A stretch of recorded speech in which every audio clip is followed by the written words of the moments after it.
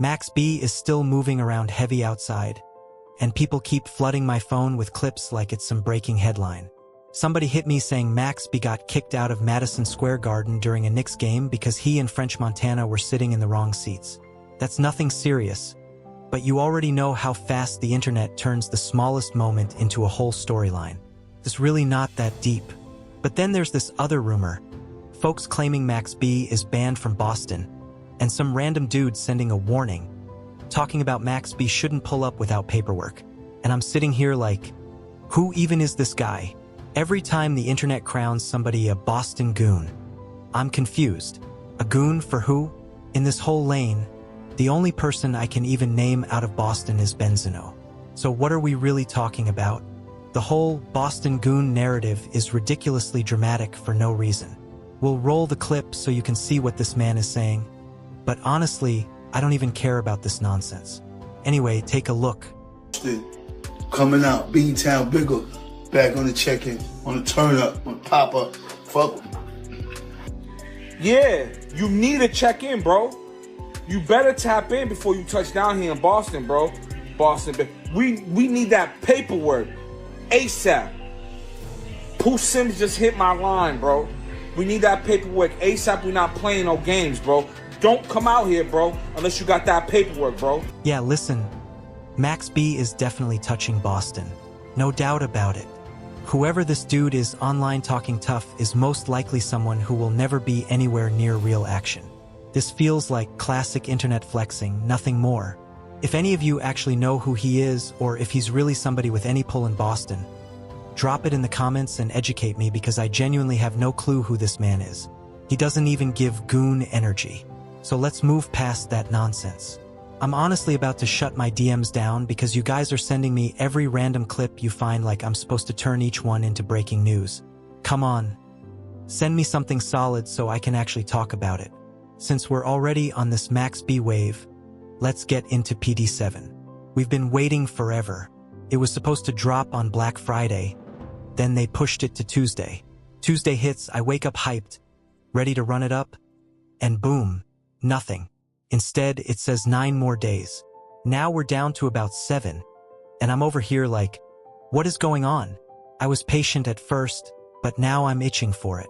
I need that project, bro. Max, please bless us. Drop it already. Feed the streets, we need something real to move to. And look, there's some new footage floating around of Max B and French Montana shooting a video off that Coke Wave 3.5 project. The beat they're using? A straight classic. I always rocked with that beat heavy. They put out a quick snippet, just a few bars, but enough to get everybody's attention. Let's check that out real quick.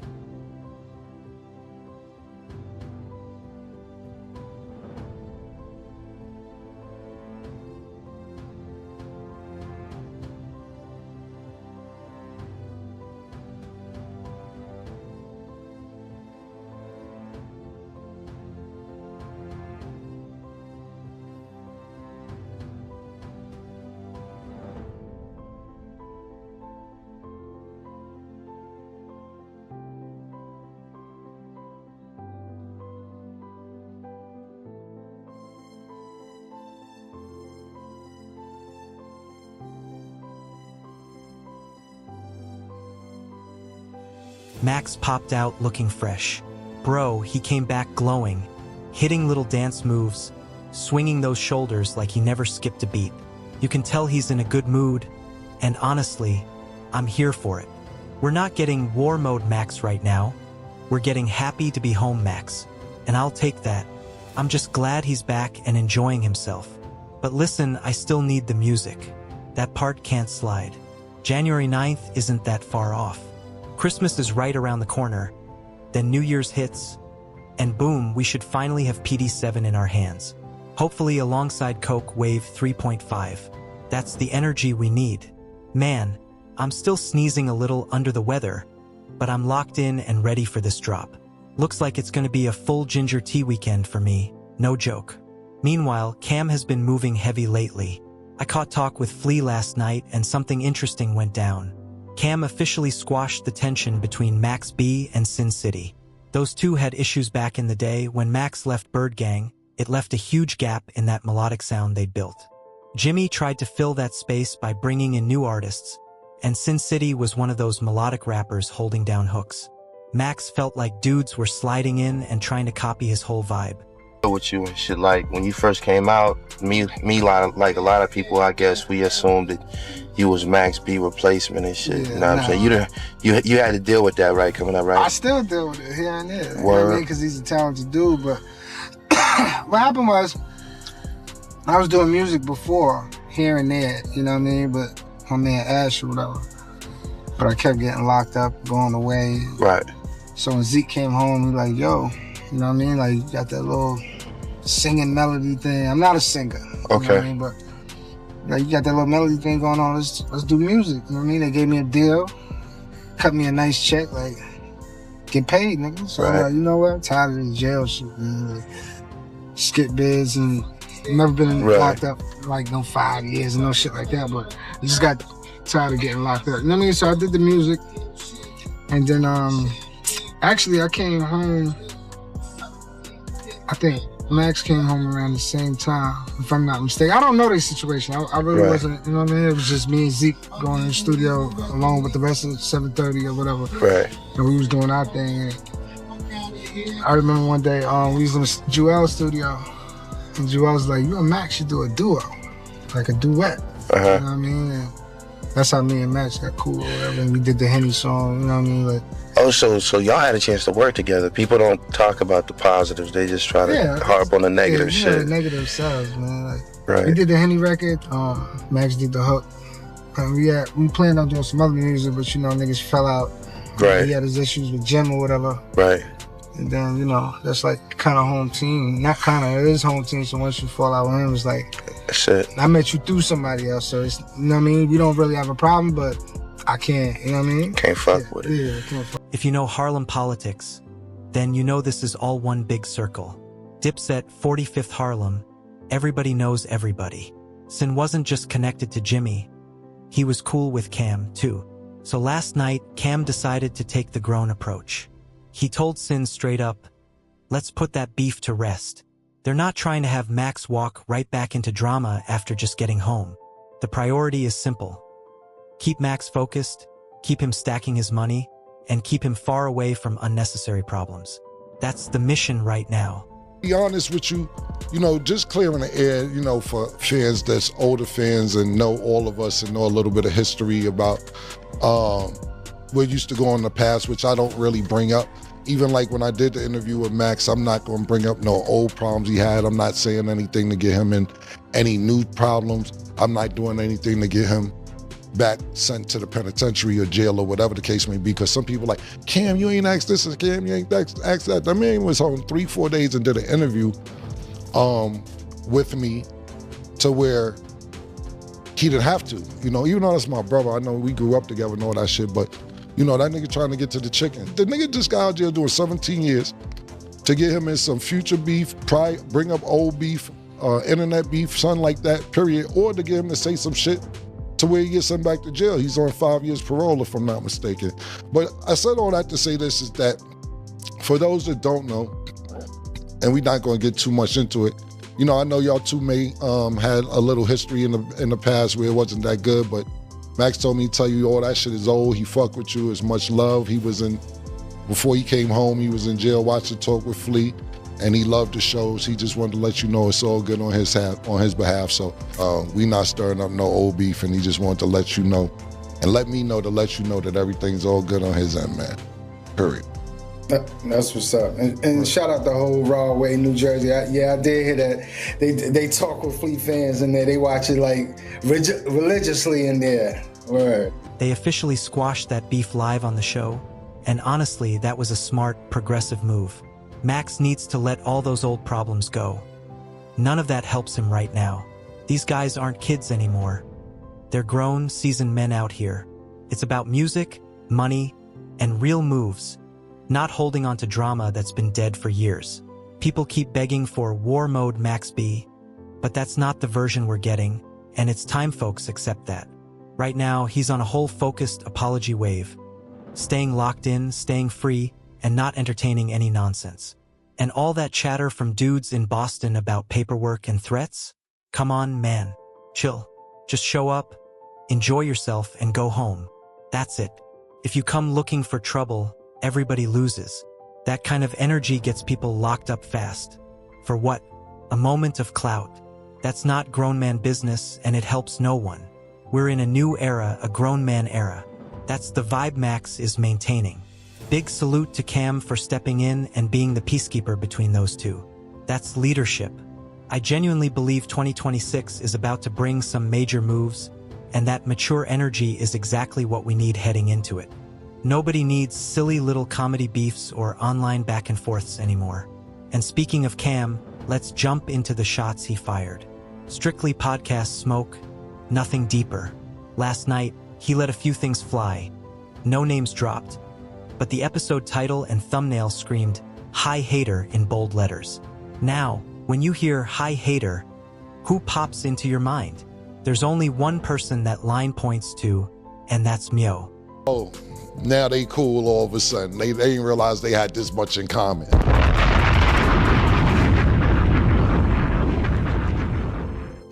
What y'all bitches got in common? Y'all ain't got nothing in common. Y'all Want niggas your don't... attention, man. Huh? He wants your attention. I'm giving it to him for the 5 minutes. I gave him the 5 minutes. I just gave him the 5 minutes. They got it, man. They got it. I'm not going to say nothing else about it. Because when I see it, I promise you, like I say, I paused it, but it's just like a little bit. Look at these niggas. Yo, I swear to God, just be laughing. So, it's pretty clear Cam was firing shots at the Let's Rap About It podcast. According to him, those guys don't really know each other. No real connection, no shared history, nothing meaningful. They just came together for the show because they all happen to dislike Cam. You know them days I was stooped up and pitching. All them hot summers I was cooped up in the kitchen. When it came to grams, it was 90 out fried. 350 on the stove and it's 90 out. Nah, Cam was tough. That's what he's implying, and he wasn't holding back at all. This is pure podcast level tension. Nothing street, nothing wild, just classic content world back and forth. Now, I've never heard of any real beef between Fab and Cam, so if there's something in the history books, y'all gotta school me in the comments. You met Maino? Ask him how he met Maino. Maino gonna downplay because they cool now. He tried to press Maino one day because Maino first came out. He had a little record dissing the rappers. I don't know he's dissing, he said his name. So Jim plus see Maino one day and was like, yo, what's up with all that saying my name? Maino said, who the you talking to? Oh, you think I wanted that you out your motherfucking mind? Now they the lobby boys. Every that do something to put pressure on you, you sit there and work it out. But when got a little genuine heart for you and all that, cool, that's the pattern. All right, so what happened when So the song he's talking about is a song that put me in the game. It was a song called Rumors, where I was talking about all of the rumors in the industry. So just for clarity purposes. And the thing about that is that I mentioned him in the song. I ain't mentioned Jimmy. Of when people I don't fuck with, or maybe they don't fuck with me, either however you want to word it. They don't fuck with you don't fuck with them. Niggas, bitches, whatever. They don't even really know each other that well, and they team up and start hanging out because the only denominator is they don't like you. So they start hanging out and they start being with each other, and you know, and when you see this shit, you be like, y'all two niggas, and y'all two bitches, or y'all 3-4 bitches. Same with Dave East. I've never seen Cam and Dave have any real issues. And as for Myo, I didn't think there was any problem either. In fact, I remember Cam mentioning a time when Myo was pressing Jimmy over something he said in an early track. Maybe he mentioned Dipset or even Cam's name. So now I'm curious, because if there was actual tension there, I must have missed it. Let's dig into the history a bit, because clearly something was brewing. Cam definitely had some sharp words for those guys last night, so let's roll the clip. Only hanging out because I'm the common denominator. And I love it because it looks stupid.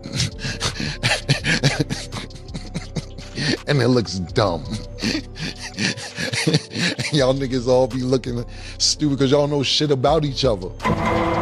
That whole segment had the vibe of, yeah, I smell smoke in the air.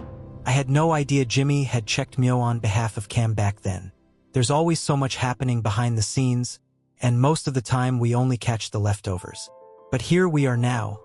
Shots fired, subtext loud, and one thing's guaranteed. Mio is going to respond. He doesn't duck any type of smoke, especially when his name is floating around like that. I'm locked in, waiting for the next episode just to see how he answers. I'll be honest about the Let's Rap About It podcast.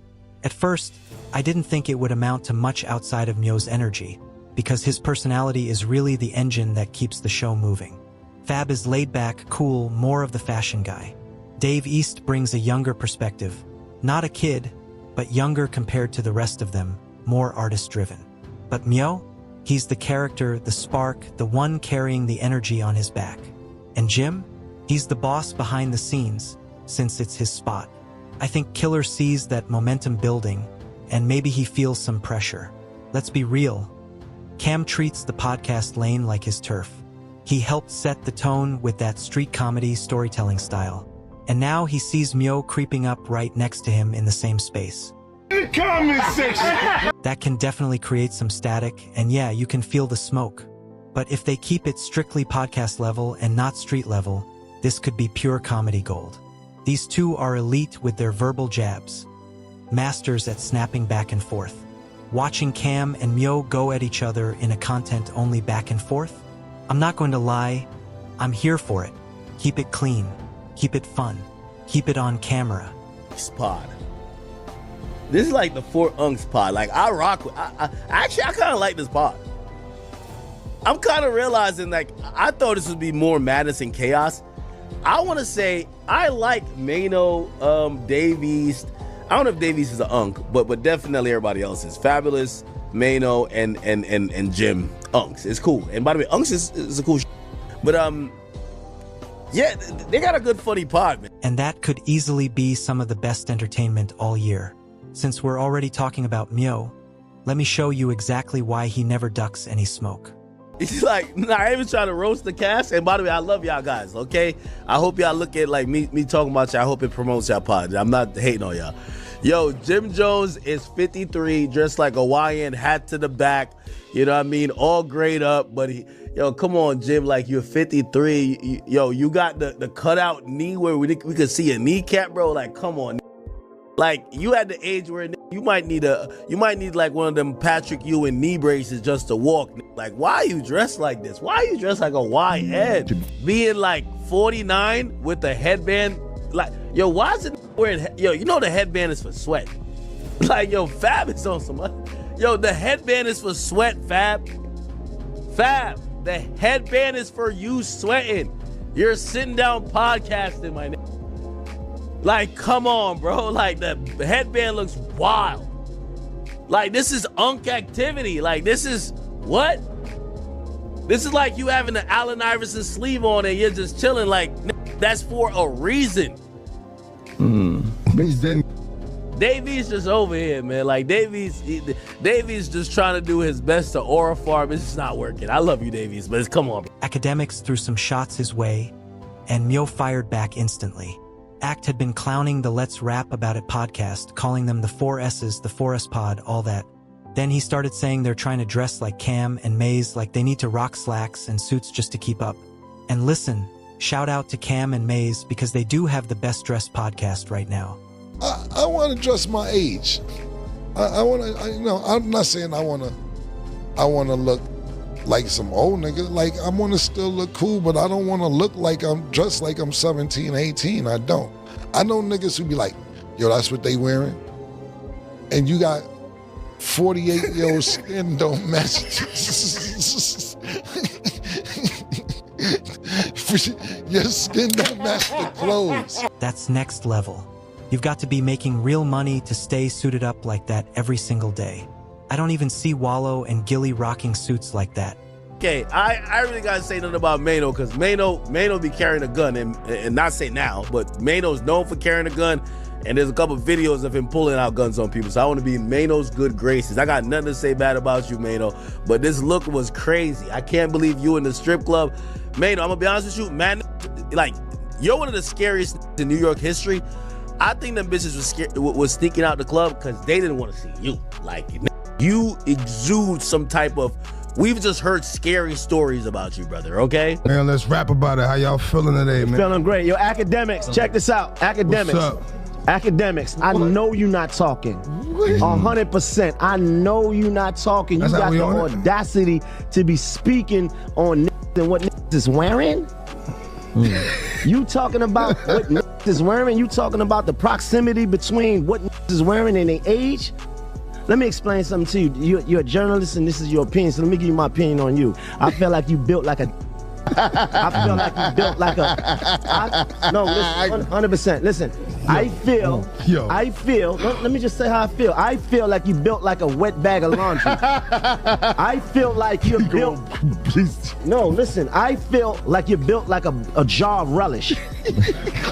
You understand? You see, here's the thing, like no, this ain't no gangster talk. We ain't gonna do no gangster shit. But listen, what I'm saying, since you want to speak about, young, the old, and when you do that, you indirectly causing division between young and old. It's either you with it or you're not. It's either you understand or you don't. Period. Point blank. You understand? And when you speak about fashion and when you speak about what is wearing today, let me just give you some game though. Timbs, Air Force Ones, Pelés, Avirexes, and all the things that you see people wear today. Those things was made hot in this generation here. Those are the things that was made hot in the 80s and the 90s, and we made popular. So like, leave out of that. Like you giving it your opinion, and my opinion to you is I think you built like a woman with 4 kids. Like, what are we really talking about? No. Let me talk though, because this is the problem. Been talking every day. We wake up saying shit about us, and we ain't. Yeah. We take the high road every time. Cam and Maze move like upper echelon grown men, no question. Big salute to both of them for keeping that lane sharp. But like I said, Mio isn't scared of anyone's energy. He hopped on the podcast and went off on straight ballistic.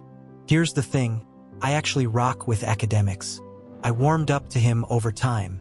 At first, I wasn't a fan, but once you understand how this podcast ecosystem works, it all makes sense.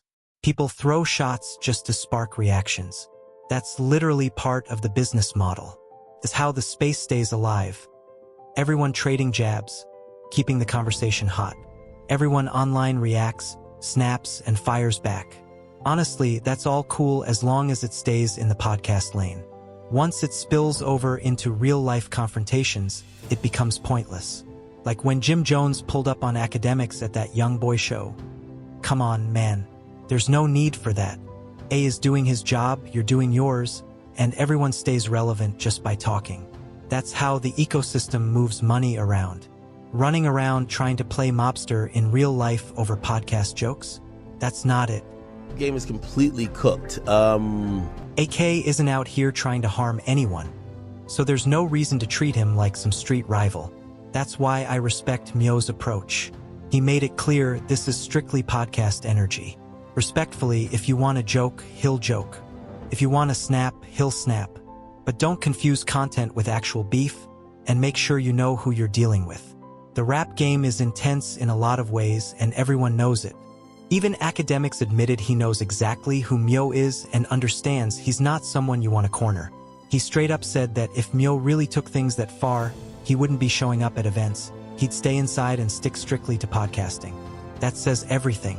These YouTube streets are blazing right now, but as long as everyone keeps it peaceful and keeps it funny, we've got something truly entertaining cooking. I'm locked in, waiting for Mio's next response, because it's definitely coming. Let's go.